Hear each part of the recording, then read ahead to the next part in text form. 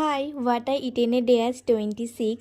তো ঘুম থেকে উঠে দেখি আজকে সকালটা একটু অন্যরকম, কারণ সারা রাত বৃষ্টি হয়েছে আর ঠান্ডা ঠান্ডা ওয়েদার ছিল, তার জন্য ঘুমটা খুবই ফ্রেশ হয়েছে।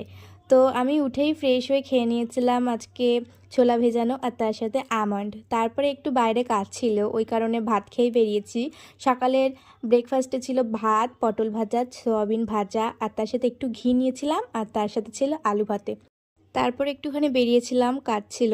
তো যেহেতু ওয়েদারটা আজকে প্রচণ্ড বৃষ্টি, তার জন্য বাড়িতে আসার থেকে যাওয়ার সময় সমস্ত সময়ই বৃষ্টির মুখোমুখি হয়েছি।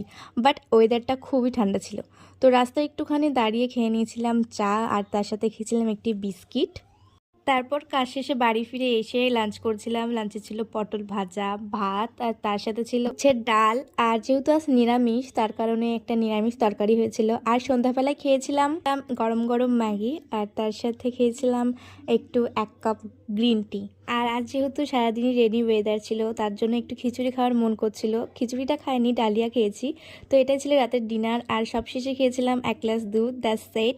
দেখা হচ্ছে নেক্সট ব্লগে। লাইক অ্যান্ড সাবস্ক্রাইব করতে ভুলো না। বাই।